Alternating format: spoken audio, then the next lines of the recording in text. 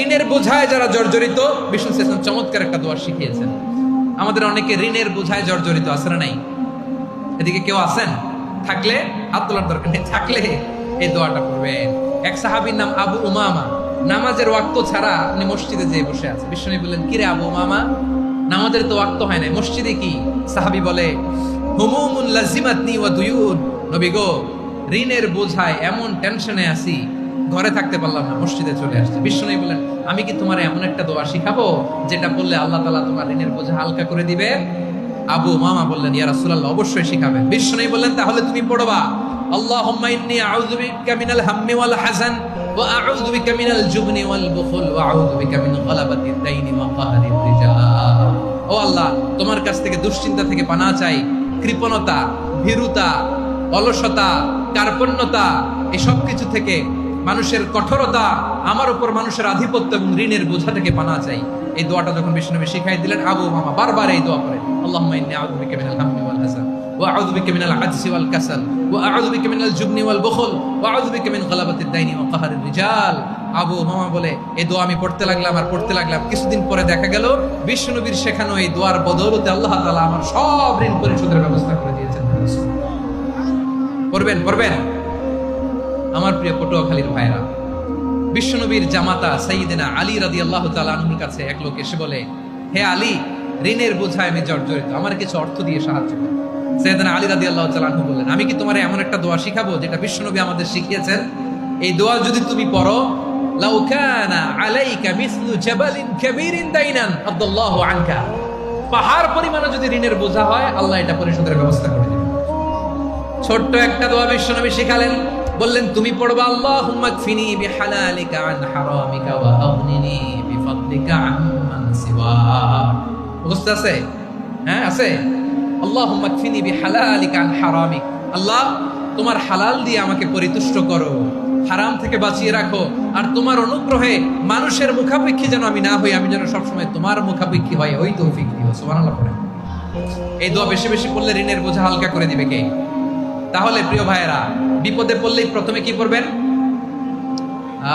পটুয়াখালী ভুইলা গেছে। বিপদে পড়লেই প্রথমে ইন্না লিল্লাহ কি বলে নিজেকে আল্লাহর কাছে সঁপে দিতে হয়? হাসবুনাল্লাহ। চরম বিপদে দেয়ালে পিঠ থেকে গেছে, তখন লা ইলাহা ইল্লা আনতা সুবহানাকা ইন্নী কুনতু মিনাজ জালিমিন। এরপরে লা ইলাহা ইল্লাল্লাহুল আযীমুল হালিম, এই দোয়া। আকস্মিক বিপদ, হঠাৎ যেন কোনো বিপদ আমাকে পেয়ে না বসে, এটার জন্য বিসমিল্লাহিল্লাযী লা ইয়াদুররু মা ইসমিহি শাইউন ফিল আরদি ওয়ালা ফিস সামাই ওয়া হুয়াস সামিউল আলীম। সকালে 3 বার, রাতে 3 বার। আর মারাত্মক tension, hyper tension, anxiety, depression থেকে বাঁচার জন্য 2 দোয়া, ইয়া হাইয়্যু ইয়া কাইয়্যুম, ইয়া হাইয়্যু ইয়া কাইয়্যুম, মনে থাকবে? আর আল্লাহুম্মা ইন্নী আবদুক, এই দোয়া। ঋণ থেকে বাঁচার জন্য 2 দোয়া, আল্লাহুম্মা ইন্নী আউযু বিকা মিনাল হাম্মি ওয়াল হাযান, এটা। আর আল্লাহুম্মা কফিনি বিহালালিকা আন হারামিকা ওয়া আগনিনি বিফাদলিকা আম্মান সিওয়াক। আর সব সময় পড়ার জন্য একটা আমল দিয়ে যাই, উঠতে বসতে, অফিসে যাচ্ছেন, অফিস থেকে ফিরতেছেন, বসে আছেন, শুয়ে আছেন, ছোট্ট এক শব্দে আমরা যেন বেশি বেশি পড়ি, আস্তাগফিরুল্লাহ। আওয়াজ করে আমার সাথে পড়ুন, আস্তাগফিরুল্লাহ। আবার পড়ুন, আস্তাগফিরুল্লাহ। আল্লাহ রাসূল সাল্লাল্লাহু আলাইহি ওয়াসাল্লাম বলেন, মান লাজিমাল ইস্তিগফার, যে সব সময় এরকম ইস্তিগফারের সাথে লেগে থাকে, জাআলাল্লাহু লাহু মিন কুল্লি দীকিন মাখরাজা, আল্লাহ তাআলা তাকে কোনো বিপদে আটকান না, সে জীবনে আটকাবে না। যে কোনো বিপদে আল্লাহ তার রাস্তা বের করে দিবেন, way out, you will get a way out, a solution. সুবহানাল্লাহ। ওয়া মিন কুল্লি হাম্মিন ফারাজা, দুশ্চিন্তা মুক্ত হবে। ওয়া ইয়ারযুকহু মিন হাইসু লা ইয়াহতাসিব, এমন জায়গা থেকে আল্লাহ রিজিকের বন্দোবস্ত করবে যেটা সে কল্পনাও করে না। আওয়াজ করে পড়েন সুবহানাল্লাহ। তাহলে মনে থাকবে আস্তাগফিরুল্লাহর কথা। সব শেষ কথা বলবো, সব শেষ। আমার প্রিয় ভাইয়েরা, এটা গেল নিজের বিপদ। কিসের বিপদ?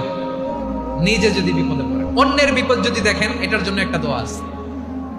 অনেক সময় আমরা দেখি হাসপাতালে ক্যান্সারের 3rd স্টেজে চলে গেছে, লোকটা হ্যাংলা হয়ে, চিকন হয়ে, হায়রে কি কষ্ট পায়, দেখি না? বিষ্ণু বলে, একটা দোয়া যদি কেউ অন্যের কোনো বিপদ দেখে পড়ে, ওই বিপদ তার জীবনে কখনো আসবে না। শুনবেন? শোনার আগ্রহ আছে? অনেক সময় হয় যে আমরা মহাসড়ক দিয়ে যখন চড়ি, দুর্ঘটনায়, আইরে আল্লাহ, দুর্ঘটনায় মানুষের মাথা একদিকে, দেহ আরেকদিকে, ব্লিডিং, এরকম হয় না? আল্লাহ তুমি হেফাজত করো। বিশ্বনবী বলেন এই দুর্ঘটনা দেখে কেউ যদি এই দোয়াটা পড়ে তার জীবনে সে কোনোদিন এরকম অ্যাক্সিডেন্টের সম্মুখীন হবে না।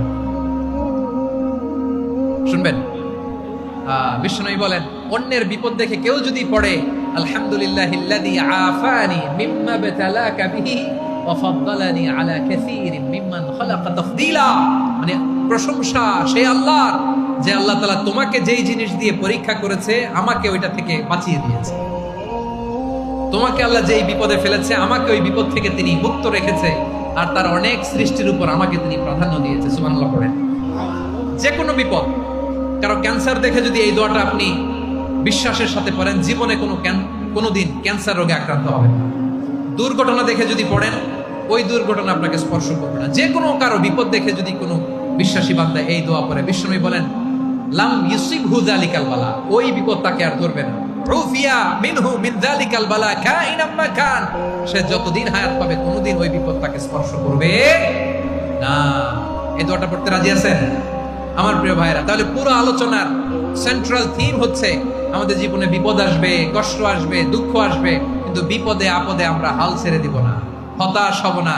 মুমিন হতাশ হয় না, নিরাশ হয় না, হাল ছেড়ে দেয় না। মুমিন ভরসা রাখে একজনের উপর। আওয়াজ করে বলুন তিনি কে? বিপদে পড়লে আমাদেরকে উদ্ধার করে কে? আবার আমাদেরকে যদি কোনো নেয়ামত আল্লাহ দিতে চান ওইটা কেড়ে নেওয়ার ক্ষমতা কারো আছে? তাহলে আমরা কানেক্টিভিটি বাড়াবো কার সাথে? আমাদের প্রার্থনার ফরিয়াদের হাত তুলবো কার কাছে? রাজি আছেন পটুয়াখালীর ভাইয়েরা? মনে থাকবে কথাগুলো। আল্লাহ তাআলা আমাদের সবাইকে কথাগুলো বোঝার ও আমল করার তৌফিক দান করুন। সাইয়েদনা আদম আলাইহিস সালাম ভুল করে যখন নিষিদ্ধ গাছের ফুল খেয়ে ফেললেন, ফল খেয়ে ফেললেন, আল্লাহ বললেন আদম ক্ষমা পেতে চাইলে তুমি আর হাওয়া মিলে স্বীকৃতি দাও, পাপের স্বীকৃতি আর পড়ো। রব্বানা যালামনা আনফুসানা ওয়া ইল্লাম তাগফির লানা ওয়া তারহামনা লানাকুনান্না মিনাল খাসিরিন। ও আল্লাহ, আমি আদম আর হাওয়া যালামনা আনফুসানা, আমরা আমাদের নফসের উপর বড় জুলুম করেছি। আল্লাহ ওয়া ইল্লাম তাগফির লানা ওয়া তারহামনা, আপনি যদি ক্ষমা না করেন, আপনি যদি দয়া পরবশ না হন, আপনি যদি রহম না করেন, আমরা তো ক্ষতিগ্রস্তদের মধ্যে শামিল হয়ে যাব। এই দোয়া করার সাথে সাথে সাইয়েদনা আদম আর হাওয়া আলাইহিস সালামকে ক্ষমা করে দিলেন কে?